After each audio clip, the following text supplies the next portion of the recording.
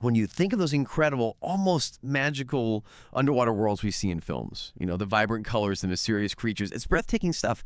But do you ever stop and think about who actually brings those images to us? Often it's the unseen heroes, right? The naturalists, the filmmakers behind the camera. Today we're diving deep into the life of one of the most extraordinary, Mike DeGruy, and also his remarkable colleague, Andrew Wright. Our mission here in this deep dive is really to journey through Mike DeGruy's amazing life. I mean, a life just defined by this intense love for the ocean. And then, well, we have to explore the tragic, really unexpected way his life ended. We want to uncover the story of this man who basically dedicated himself to giving the ocean a voice. We'll look at the partnerships that push boundaries and the really poignant lessons about how fragile life is that came out of that final flight. We'll touch on his career, collaborations with people like James Cameron, and the surprising details around the accident itself. We want to get our heads around how a life lived so fearlessly, embracing this huge, beautiful, sometimes dangerous world. How it ended in what seems like a moment of simple human error, and crucially, what this powerful story might mean for you, and how you approach your own passions, your own life, and those unexpected turns it can take. Okay, so let's unpack this a bit. Who was Mike DeGruy? What made him so special? Born April 29th, 1951, Mobile, Alabama. And right from the start, he loved the water. Childhood swimming in Mobile Bay swamps, skilled springboard diver too. Kind of makes sense. He ended up with a marine zoology degree from North Carolina State. And from there, his career path seems pretty clear, looking back. Curator at the Waikiki Aquarium in Hawaii. Yeah. And managing the Mid-Pacific Marine Laboratory out in the Marshall Islands. Just immersing himself in the Pacific. Yeah, really hands-on from the get-go. Totally. And Mike, he was so much more than just, a filmmaker or a biologist. He was like a knight of the ocean, people called him. A naturalist, an activist, but really a storyteller. His camera showed us things, creatures, depths nobody had seen. Right, bringing the unseen to light. Exactly. And his big dream, the thing driving him, was just making everyone fall in love with the ocean the way he did. I remember this incredibly sincere TED Talk he gave. He described this one octopus encounter and how it just profoundly affected him. You could feel it listening to him. That passion really came through. It really did. And his career, wow. Over 30 years filming for the big names, BBC, Nat Geo, Discovery. He was properly fearless. Think about it. Filming killer whales, snatching sea lion pups in Patagonia, lobsters migrating in the Bahamas, tiger sharks feeding in Hawaii, exploring those deep-sea hydrothermal vents in the Atlantic and Pacific. Yeah, places most of us only dream of seeing. He also wasn't afraid to show the tough stuff. Coral reef vulnerabilities, the impact of El Nino on California's marine mammals, the really alarming drop in shark numbers on the Great Barrier Reef. So conservation was a big part of it, too. Absolutely.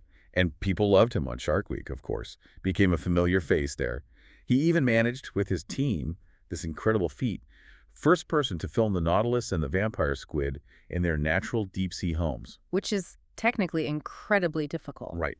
But what really set him apart, beyond the bravery and the tech skill, it was that science background, wasn't it? Absolutely. I think that's the key thing. Mike wasn't just, capturing images. Because he was a biologist, he was interpreting what he saw scientifically. It was almost like he was, translating the ocean's soul through his lens.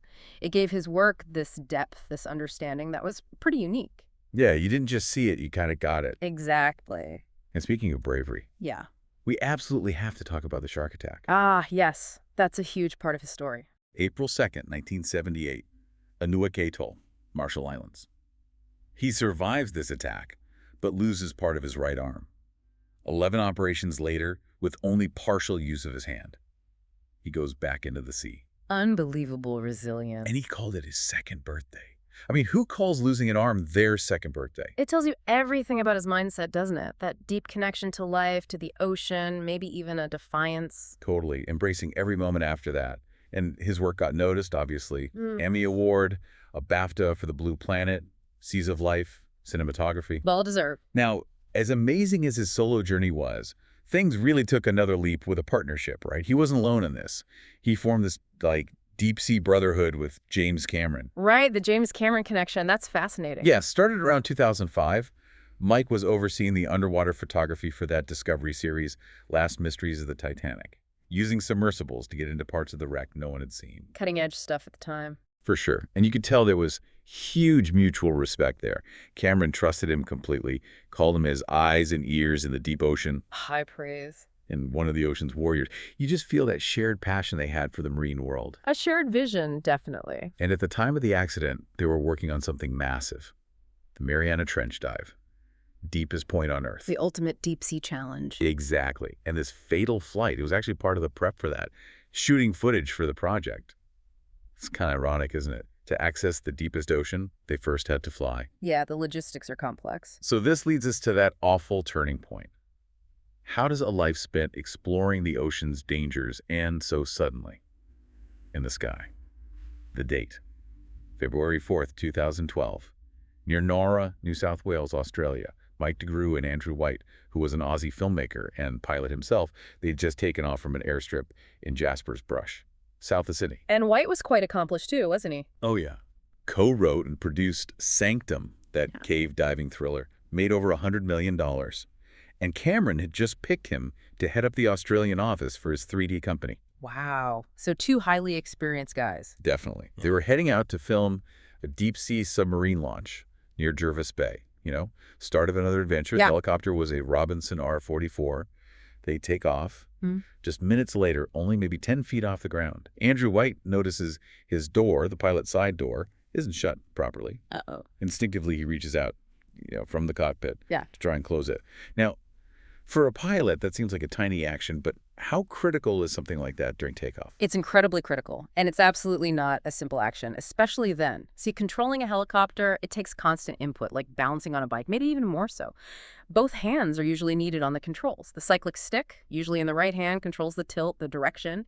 It's vital for stability. So for Andrew to let go of that, even for a split second, right during takeoff, which is a really high workload, critical phase of flight, well, it could instantly throw off that delicate balance. Helicopters aren't inherently stable like planes. They need constant correction. And the result was immediate. Devastatingly immediate. Reports say that when he let go, the balance was just gone. The nose pitched up sharply, the tail hit the ground. Ow. Then it pitched nose down, rolled hard to the right. The landing gear skid hit the ground. The main rotor blades hit the ground. Oh, yeah. And then, tragically, fire. The fuel tanks ruptured, apparently, and the helicopter was engulfed. Andrew and Mike. They stood no chance in that moment. Just horrific. You try to imagine. What were they thinking in those last seconds? We'll never know, obviously. Yeah. But you try to empathize the terror. Mike had faced sharks, deep dives. But a helicopter spinning out of control, feet from the ground, that's a different kind of horror. Completely different context. Maybe they thought about how such exciting lives were ending in this almost mundane way. Or maybe just flashes of loved ones. It's just heartbreaking to consider. It really is. And this tragedy, while triggered by that instinctive action, it also brought wider issues to light. Systemic vulnerabilities. How so? Well, the investigation looked closely at the helicopter itself, the Robinson R-44. Turns out it had a bit of a, troubling safety record. Aviation experts pointed out some aerodynamic quirks, like a tendency for the tail rotor to potentially lose effectiveness under certain conditions. So the door opening might have been the trigger, the final straw that exposed an underlying sensitivity in the design, perhaps. So it wasn't just a freak accident tied only to the door. The R-44 itself had issues. That's surprising. Isn't it super popular? That's the paradox. It is the world's best-selling civilian helicopter, used everywhere: flight schools, tourism, police, private pilots. Right. But some analyses have called it exceptionally deadly. Between 2006 and 2016, R-44s were involved in quite a high number of fatal crashes in the U.S. compared to other models. Wow. Now, the company president, Kurt Robinson, he argued quite strongly that most accidents were down to pilot error, often inexperienced pilots, students, hobbyists, not the machine itself. It's a complex picture. Okay, so differing views there. Yes. But there were also specific concerns about post-crash fires with the R-44, mainly linked to damage to the aluminum fuel tanks, which could leak. Right, which sounds like exactly what happened here. So did the company address this? They did, yes. But tragically, it was too late for Mike and Andrew. Back in 2009, they started putting bladder-type fuel tanks in all new R-44s. These are much more resistant to rupture in a crash. And in December 2010, they issued a service bulletin, basically telling owners of older R-44s with the aluminum tanks that they had to retrofit them with the newer, safer bladder tanks. So the changes were happening, just not fast enough for everyone. It seems that way. The official accident report also included advice for pilots in that situation. Basically, an open door usually won't affect the helicopter's flight. Leave it, or better yet, land safely to close it. Don't try to fix it immediately in a critical phase like takeoff. It highlights that conflict between instinct and protocol, doesn't it? Absolutely. A Yeah. split-second decision with irreversible consequences. So moving beyond the crash itself, Mm. what about the legacy? The stories they left, the impact Mike and Andrew had. This is obviously more than just a story about an accident. Oh, much more. It's a story of immense passion, incredible courage, and that deep, deep love for the natural world. They lived taking risks, chasing those passions, and they inspired so many people. James Cameron's reaction really underscores that. He was clearly devastated, said Mike and Andrew were like family to me, called them his deep-sea brothers. Mhm. He described them as true explorers who did extraordinary things and went places no human being has been. He also pointed out the cruel irony with Andrew calling him a careful planner who stressed safety every single day. Yeah, dying in a helicopter, something he was so skilled at.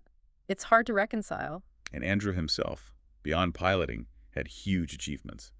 Sanctum, that new role with Cameron's company, just hitting his stride in many ways. Both lives cut short with so much potential still there. There was a huge gathering in Santa Barbara, February 12th, 2012, to honor Mike, celebrating his energy, his friendliness, his sheer enthusiasm. And his family and friends, they urged everyone there to carry on his mission, teaching the next generation, protecting the ocean. Keeping his spirit alive through action. Exactly. And Mike's wife, Mimi Armstrong DeGruy, who was also his production partner, her tribute is incredibly moving. They were working on 4 projects together when he died. She talked about going through his footage afterwards, seeing his anger about environmental damage, and just wishing he was still here to get that message out. Heartbreak. I can only imagine. But she channeled that grief. She directed, produced, wrote, narrated this documentary, diving deep, the life and times of Mike DeGruy. Yes, I've heard of that. Took over 6 years. A real labor of love. And you feel it's her way of healing, of remembering him. Very personal project. Totally. It paints this amazing picture of Mike, his spirit, his impact, lots of his stunning footage, plus interviews with Sir David Attenborough, James Cameron, collaborators. Wow, quite the lineup. Yeah. And Meany's hope for the film, that it sparks something in everyone who watches. An awareness of the ocean, a connection to each other, and, a commitment to protecting it.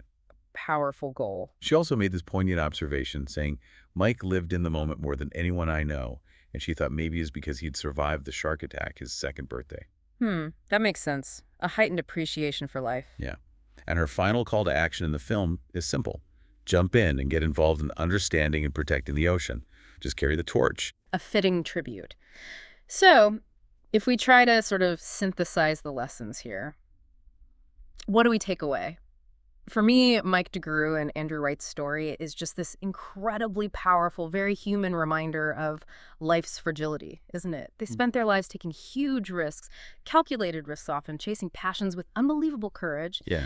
But their end just underscores how even a simple, maybe instinctive mistake, when combined with those underlying, maybe unseen vulnerabilities, can just have these devastating final consequences. It's a stark reminder, I think, that even the most experienced people used to managing risk, can be caught out by an unexpected combination of factors, often in the most mundane seeming circumstances. Yeah, not in the jaws of a shark or the crushing the deep, but just feet off the ground. Precisely. So what does this mean for you, listening to this? As we think about Mike DeGruy's legacy, this man who literally brought the ocean soul to our screens, there's an unforgettable lesson in his final minutes, isn't there? His journey started with cheating death in the deep, but ended just moments into a routine flight. It really makes you think. It raises this question for all of us. In your own life, your pursuit of knowledge or adventure or whatever you're passionate about, how do you find that balance? The balance between that exhilarating drive to discover and push boundaries and the essential, maybe sometimes overlooked, need to really assess all the risks, even the small ones. And maybe most importantly, how do we truly cherish the precious moments we actually have?